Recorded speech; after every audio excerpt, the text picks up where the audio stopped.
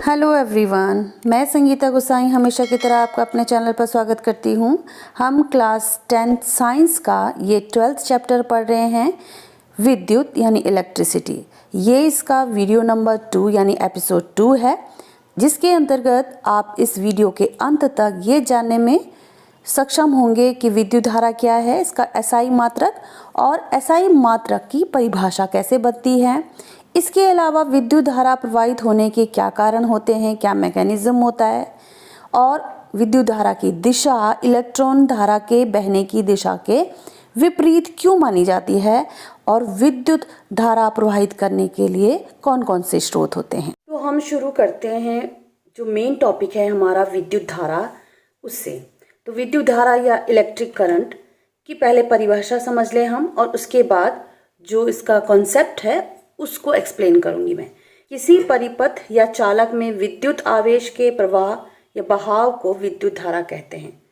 परिपथ का मतलब आपको पता है कि जितने भी विद्युत से संबंधित अवयव हैं, चालक, कोई विद्युत उपकरण, ठीक है, एमीटर, इसी तरह से कुंजी या की जिसे बोलते हैं, बैटरी या सेल, है ना, ये जब पूरे एक साथ संयोजित हो, एक साथ जुड़े हुए हों, तो उसे तो हम कहते हैं परिपथ। चालक, आपको पता है कि चालक कोई धातु की तार हो सकती है या फिर कोई आयनिक विलयन हो सकता है। यदि विद्युत परिपथ में या फिर चालक में, चालक ये तार होगी, यहाँ पे मान लिया कि ये तांबे की तार है ना, तो इसमें विद्युत आवेश के प्रवाह या बहाव को, लगातार बहाव को विद्युत धारा कहते हैं। धारा का शाब्दिक अर्थ होता है किसी भी तरल पदार्थ का लगातार बहना, ठीक है, निरंतर बहना। जैसे नदी में लगातार पानी बहता है तो हम उसे कहते हैं जल धारा। दूध का बहना, दूध की धारा। वायु का बहना, वायु धारा। उसी तरह से चालक में विद्युत का लगातार प्रवाहित होना या बहना क्या कहलाता है? विद्युत धारा। तो इसका एक परिभाषा ये है और दूसरी ये है, एक इकाई समय में विद्युत आवेश की मात्रा के बहाव को विद्युत धारा कहते हैं। या एक इकाई मतलब पर सेकंड समझ लो आप। एक सेकंड में विद्युत चालक में जितना विद्युत आवेश बहता है या जितना विद्युत आवेश की मात्रा बहती है वो विद्युत धारा कहलाती है। ठीक है, अब आगे आपको मैं ये समझाना चाहूंगी कि इसमें विद्युत धारा का प्रवाह कैसे होता है, इसका मैकेनिज्म क्या है। चालक हम ऐसे पदार्थों को कहते हैं जिनमें फ्री इलेक्ट्रॉन्स होते हैं। फ्री इलेक्ट्रॉन्स मतलब उनके परमाणुओं में जो सबसे बाहरी शेल होती है, सबसे बाहरी कक्ष होता है, उसमें इलेक्ट्रॉन जो है वो मुक्त अवस्था में होते हैं।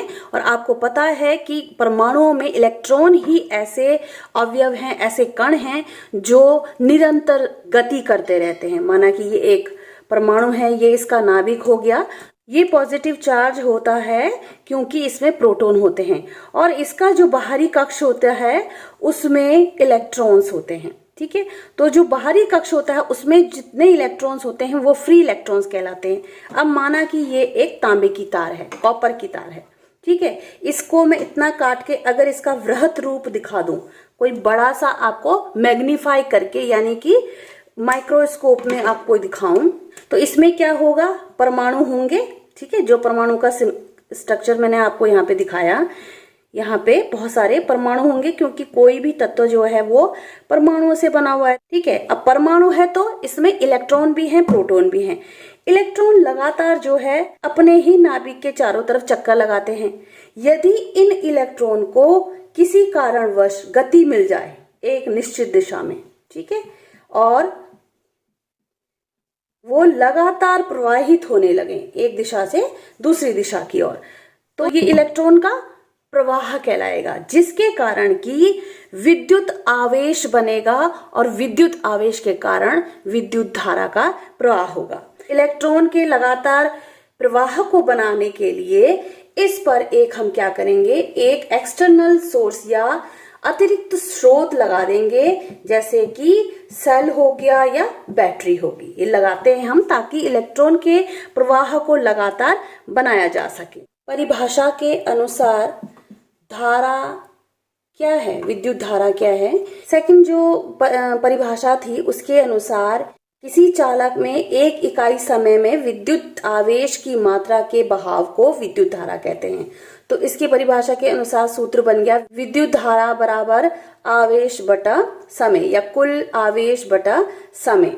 अब विद्युत धारा का जो सिंबल होता है, संकेत होता है, उसे हम आई से करते हैं और आवेश का क्यू होता है और समय जो है उसको हम टी टाइम से डिनोट करते हैं। विद्युत धारा का मात्रक एम्पियर होता है, ये इसका एसआई मात्रक हो गया एम्पियर, जिसे कि हम ए से डिनोट करते हैं या ए से दिखाते हैं। तो विद्युत धारा आई का मात्रक ए, आई क्या है विद्युत धारा का संकेत, ए क्या है विद्युत धारा का मात्रक, ठीक है। इक्वल टू अगर हम मात्रक ही निकालना चाहें तो क्यू आवेश जो है, आवेश का मात्रक होता है कूलम, ये आपने पिछले वीडियो में पढ़ा था, और टाइम के लिए हम लगाते हैं सेकेंड। और एम्पियर जो है वो एक फ्रेंच साइंटिस्ट थे जिनका की नाम एंद्रे मैरी एम्पियर था। एंद्रे मैरी एम्पियर के नाम पर ही जो धारा का मात्रक है वो रखा गया। अब यदि हम मान लें कि किसी चालक में एक कूलम आवेश है, ठीक है, आवेश प्रवाहित होता है 1 सेकंड में, ठीक है, तो उसमें धारा का प्रवाह जो है वो 1 एम्पियर होगा। तो एम्पियर की परिभाषा भी यहीं से निकल जाए। तो एम्पियर की परिभाषा भी कई बार एग्जाम में पूछी जाती है। यदि किसी चालक में एक कूलम विद्युत आवेश प्रति सेकंड मतलब 1 सेकंड में प्रति सेकंड की दर से प्रवाहित हो रही हो तो चालक में विद्युत धारा 1 एम्पियर होगी। ये 1 एम्पियर की परिभाषा ले लो या सिर्फ एम्पियर की परिभाषा को आप इस तरह से लिख सकते हो। कई बार ये शॉर्ट क्वेश्चन में भी आता है कि विद्युत धारा को नापने वाले यंत्र का नाम क्या है, तो आप लिखोगे एमीटर, ठीक है। एमीटर से ही विद्युत धारा का मापन होता है। एमीटर जो होता है वो एक दुर्बल प्रतिरोधक होता है। दुर्बल प्रतिरोधक का मतलब ये भी एक अच्छा चालक होता है, ठीक है, और इसे हमेशा श्रेणी क्रम में लगाया जाता है। एमीटर को श्रेणी क्रम में लगाया जाता है। अब ये श्रेणी क्रम क्या है ये हम आगे आने वाले वीडियो में पढ़ेंगे। अब है कि विद्युत के स्रोत क्या क्या होते हैं। विद्युत के स्रोत वोल्टाइक सेल है, बैटरी है ना। विद्युत स्रोत का काम क्या है, अब आपको पता है कि विद्युत धारा का प्रवाह मतलब इलेक्ट्रॉन का प्रवाह, ठीक है ना। किसी चालक में, ये चालक है, उसमें लगातार इलेक्ट्रॉन के प्रवाह को बनाए रखने के लिए एक जो एक्सटर्नल सोर्स होता है, एक्सटर्नल यानी बाहरी अतिरिक्त स्रोत है, उसे हम क्या कहते हैं विद्युत स्रोत। कुछ भी हो सकता है, ये सेल वोल्टाइक सेल हो सकता है, बैटरी हो सकती है, ठीक है, ये स्रोत पूरा होता है, ठीक है। इस तरह से ये परिपथ में जोड़ दिया जाता है। अब हम समझेंगे कि विद्युत धारा की दिशा कौन सी होती है। तो आपके सामने पहले मैं एक विद्युत परिपथ बना लेती हूँ फटाफट। ये एमीटर जुड़ा हुआ है, इधर से चालक, ये की है कुंजी जिसे हम कहते हैं स्विच कह लो आप। यहाँ पर हमने विद्युत धारा का स्रोत जोड़ लिया। तो किसी सेल का ये नेगेटिव टर्मिनल है तो ये ऑब्वियस है कि ये पॉजिटिव टर्मिनल यानी कि धनात्मक टर्मिनल होगा। इस पर ये आगे जाके इधर क्लोज सर्किट हो जाता है। यहाँ पर जो सेल है वो इसलिए लगाया गया ताकि इलेक्ट्रॉन का फ्लो लगातार बना रहे, ठीक है, एक पोटेंशियल डिफरेंस मिले, एक विभवांतर मिले इसको। अब क्या है कि जैसे ही आप स्विच ऑन करोगे, जो इलेक्ट्रॉन है चालक के बीच में, तांबे की तार है ये, इसके बीच में यहाँ पे नेगेटिव टर्मिनल है, यहाँ पे पॉजिटिव टर्मिनल है, तो ये नेगेटिव से पॉजिटिव की तरफ जाएगी। तो इसमें भी ऐसा ही होता है कि जो इलेक्ट्रॉन होते हैं उनकी दिशा जो है इस साइड को होगी। जितने भी इलेक्ट्रॉन होंगे ना उन सब की डायरेक्शन ऐसे होगी। ये है इलेक्ट्रॉन की दिशा, क्योंकि इलेक्ट्रॉन जो है वो नेगेटिव से इस इधर से होते हुए यहाँ पॉजिटिव में आएगा, ठीक है।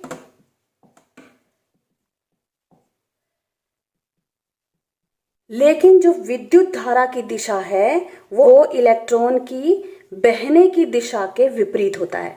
अब इलेक्ट्रॉन की बहने की दिशा ये है तो विद्युत धारा की दिशा ये होगी। अब जब हम ये पढ़ रहे हैं कि इलेक्ट्रॉन के बहने के कारण ही या इलेक्ट्रॉन के फ्लो से ही विद्युत धारा का प्रवाह भी होता है, तो हम ऐसे क्यों बोल रहे हैं कि ये पॉजिटिव टर्मिनल से विद्युत धारा नेगेटिव टर्मिनल को जाती है ना? क्योंकि कारण क्या है उसका? इलेक्ट्रॉन। विद्युत धारा के प्रवाहित होने का कारण इलेक्ट्रॉन है, लेकिन फिर भी इलेक्ट्रॉन के बहने की दिशा की उल्टी दिशा में विद्युत धारा बहती है। तो उसका कारण ये है कि जो पुरानी परिपाठी है, यानी जो पुरानी थ्योरीज हैं, उनके अनुसार, जो आज से 100-150 साल पहले बनी हुई है, उनके अनुसार जो विद्युत धारा है वो पॉजिटिव से नेगेटिव टर्मिनल की ओर जाती हैं या धनायन से ऋणायन की ओर जाती हैं, है ना? और इलेक्ट्रॉन की खोज जो है वो रदरफोर्ड ने काफी बहुत समय के बाद की थी। अब यदि पुरानी थ्योरी को बदल के नई थ्योरी, यानी हम ये कहते हैं कि इलेक्ट्रॉन की दिशा में ही विद्युत धारा बहती है, तो पुरानी सारे जितने भी सिद्धांत थे, जितने फॉर्मूले थे, डायग्राम थे फिजिक्स में जो इलेक्ट्रिसिटी से रिलेटेड थे, वो सब के सब क्या करने पड़ते? दोबारा से सारे रिक्रिएट करने पड़ते, दोबारा से बनाने पड़ते। तो उन सब से बचने के लिए जब तक पूरी तरह से उस पर काम नहीं हो जाता, तब तक उस पुरानी थ्योरी को ही हम बना के रखते हैं। जो पुरानी थ्योरी क्या थी कि विद्युत धारा प्रोटॉन से या पॉजिटिव टर्मिनल से नेगेटिव टर्मिनल तक जाते हैं। तो आपको अगर क्वेश्चन पूछा जाए कि विद्युत परिपथ में, ये पूरा परिपथ है, विद्युत परिपथ में इलेक्ट्रॉन की बहने की दिशा कौन सी है, तो आप कहेंगे नेगेटिव टर्मिनल से पॉजिटिव टर्मिनल की ओर। और विद्युत धारा की दिशा कौन सी है, तो इलेक्ट्रॉन के बहने की दिशा के विपरीत, यानी कि धनात्मक टर्मिनल से ऋणात्मक टर्मिनल पर। ऐसे नहीं पूरा पथ जो है उसको कंप्लीट करना पड़ेगा, ये नहीं कि यहाँ से इधर को बहने लगे, नहीं, यहाँ से पूरा चालक में कवर करेगा और फिर जाके विद्युत धारा जो है वो यहाँ नेगेटिव टर्मिनल तक पहुंचेगी। तो ये विद्युत धारा की दिशा थी। आज के लिए इतना ही काफ़ी है। ये एक छोटा सा वीडियो था, छोटा सा टॉपिक था। आने वाले वीडियो में हम बाकी के टॉपिक्स को धीरे धीरे कवर करेंगे। अगर आपके लिए वीडियो हेल्पफुल रही हो तो प्लीज़ वीडियो को लाइक कीजिएगा, चैनल को सब्सक्राइब कीजिएगा, शेयर कीजिएगा। यदि कोई क्यूरियोसिटी हो तो कमेंट ज़रूर कीजिएगा। तो अगले वीडियो में मिलते हैं, तब तक बाय बाय।